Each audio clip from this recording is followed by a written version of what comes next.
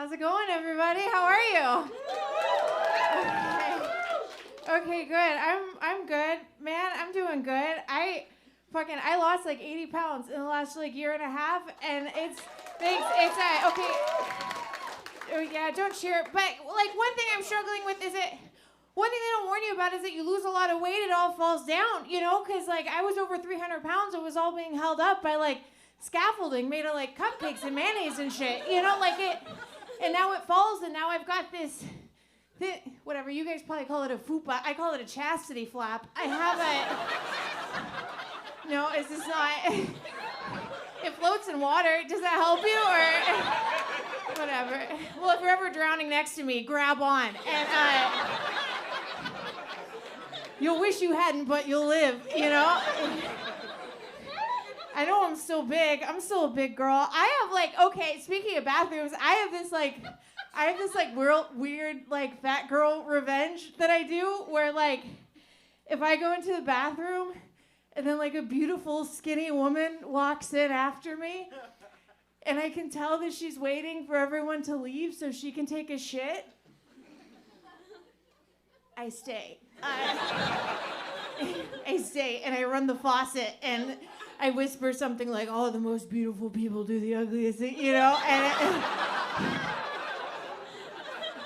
it makes me feel better. I don't know, and I'm old too. I'm old. I have a niece and she's 18 and it's her first term in college, and she told me that she quit taking her birth control because she's really into these online wellness influencer people, so she quit taking her birth control because she's using the moon now. I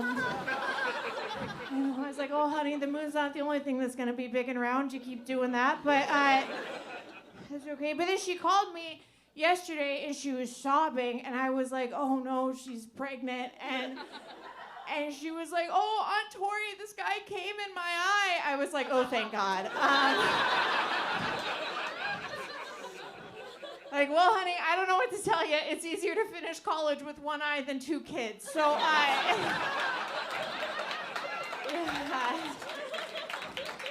you give us a young man's name, we'll send him a thank you card. It's nice. Okay, good. Sorry, I have anxiety. I do. I've tried everything for it. I'm from Oregon, and I took DMT because it's medicine there, and it's and it's this really strong hallucinogen, and it's such a scam. I took it for social anxiety. Don't do it. No way. Yeah, I took it. I met God, and whatever. It turns out that God finds me to be a bit tedious. So I don't know. I don't know why I'm so anxious. One thing is, I'm worried I have a big hole. How do you know? How do you know if I have a big hole? Guys, you don't tell us if it's big. That's so nice.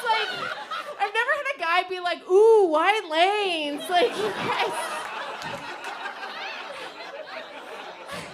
I feel bad. You guys have inches. We don't have circumference. You guys are getting out rulers. We're not getting out protractors. That's not getting out a protractor. Oh, that angle's obtuse. Damn it. I knew it. Hell yeah, I love college crowds. I am getting old, and I'm 36. I'm so self-conscious about it. And then I was listening to the radio, and they were saying, okay, so hold on, let me take this back. I was a cutter when I was young. When I was shut up. It's my inner demon there. Those are the sounds I heard, just pretty women laugh. While I did it. It was it's all coming back to me,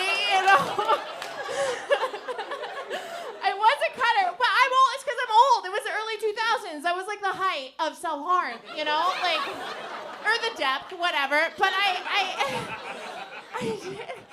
So I have all these scars that go up my arm, and I've always been so self-conscious of them. And then I was listening to the radio the other day, and they were saying that young girls don't really cut themselves anymore. And I know that that's a really good thing, and I'm so happy for you, but I'm not gonna lie, my first thought was oh great, well then these scars are really gonna age me. my whole life I've been like, oh, somebody's gonna see these and think I'm crazy, and now I'm like, oh no, they're gonna think I'm old. So much worse. Cause like, crazy's sexy. Like, I don't know, like, I actually found this old subreddit of these guys that have this fetish where they like to come on cutting scars, which,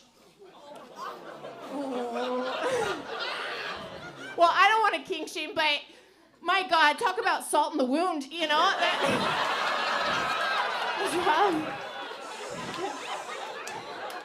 Okay, I'm gonna do one more. I gotta go fast, and then I gotta go. Okay, listen, I'm like, I don't care what people's politics are. Like, so I'm from Portland, Oregon, and we're like, you guys might be pro-choice, but like, we're like militantly pro-choice. Like, we'll take a life, you know? Like,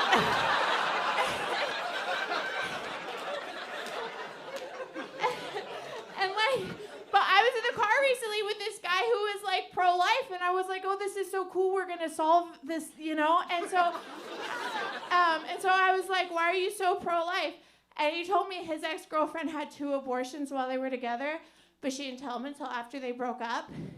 And and in my head I was like, well, yeah, she made a responsible choice, but I didn't say, well, it was right after he went on this long rant about how like, women use pregnancy to trap men. I was like, not you,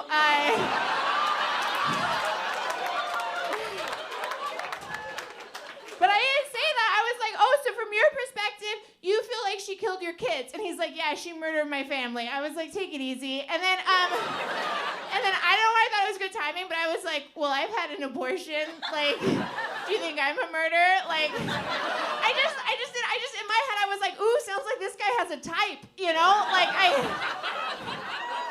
do you think I'm a murderer? And so I'm being all flirty, and then it got weird because he's like, yeah, I do. And so then we're just sitting in his car, and he's like, you're a murderer, and I didn't know what to say, and then I was finally just like, haha, your kids are dead. And after that, we got along great. At one point, we passed some roadkill. I was like, oh my God, is that your son? It looks just like him. And, okay, bye.